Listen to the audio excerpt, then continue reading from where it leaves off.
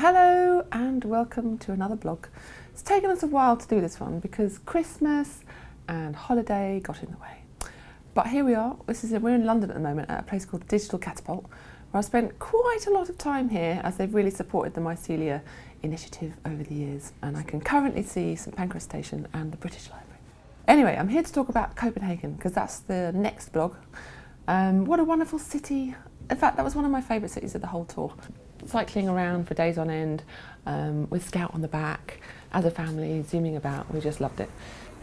On the bicycle, deep, deep in the car, ping, ping. And actually one of the first things that we did, because we had a day off, because it was Mike's birthday, who's behind the camera and been making all these vlogs. So we went for his birthday to Tivoli, which is this beautiful old amusement park right in the centre of Copenhagen. And it was the first time that Scout had ever gone on a roller coaster. She absolutely loved it. She wanted to go on it 4 times, and then she went again the next day for another 4 times, I think. So her favourite place was definitely Copenhagen. It's just a beautiful city. I think if we ever had to choose somewhere else to live in Europe, it would probably be there.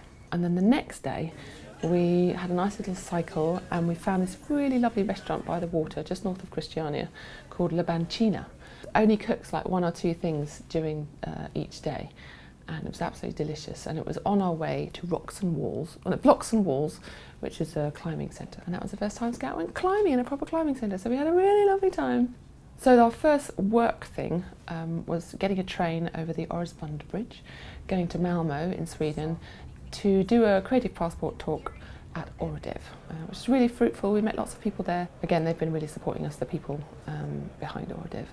So thank you to them. I actually gave the audience a choice of 2 different talks because I couldn't make up my mind. And I'm not sure I did the best talk, but we met some good people and they later came to some workshops that we did later in Malmö that week. So the first thing that we did in Copenhagen was actually cycle to the Rhythmic Music Conservatory. A lady called Tanya had invited me there to give a talk on the Creative Passport to the students.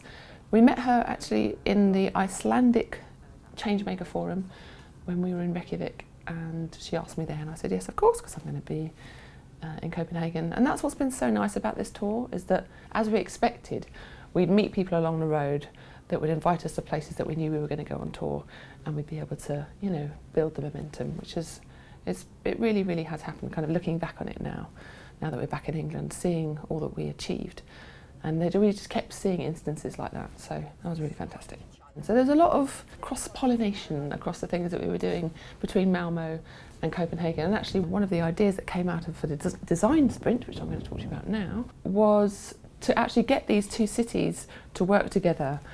And we did a 2-day design sprint, thanks to Mats Weidmar, who's the CEO of a company called J-Way, who really taught us a lot about kind of fast prototyping ideas, quick splashes of ideas, and they have a great team there, and a lot of music makers came to input. So we had kind of 2 teams in the end. We had like a tech and an apps team, services team, and then we had a music maker team over here who were thinking more about the Creative Passport functionality. And by the end of the couple of days, we had 2 really strong ideas. Maybe we might see something come from them. We should find out in the next few days if we have some funding, and if we do, then we're going to push forward with a few of these ideas and be able to get in contact with people and really, you know, get the most out of all of those experiences that we had. So who knows where they will go? But thank you so much to Max and to Dennis, who were both facilitating the 2 sides. So that day was a fun-packed day, because then I jumped on the bicycle with the family again, and we headed over back to Copenhagen's centre to go and give a performance at this beautiful venue. Where do we go from here? With an organisation called Lo-Fi, who put together acoustic concerts in nice spaces. And that was our kind of, you know, spontaneous acoustic evening, which we've done all around the European tour. We met a lady called Anne, actually at the first event that we did, which was at Music Tech Fest in Stockholm. We met her. She told us about her organisation, and we said that would be great if we could partner with you to do the acoustic show in Copenhagen. And it was a really lovely evening, and I remember doing an improvisation at the end because it was such a beautiful space, and I really enjoyed that moment.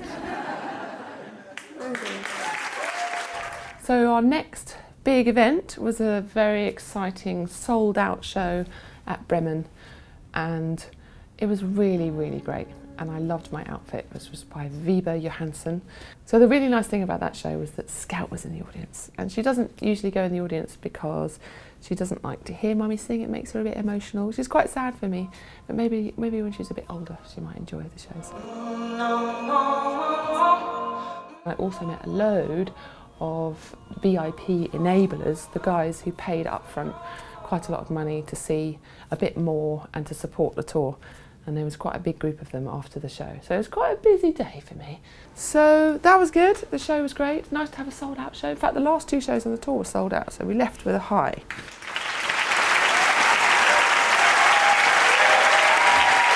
And then we went back to London. Everyone went back to London for a whole week. It was the first time in 3 months that we all went back.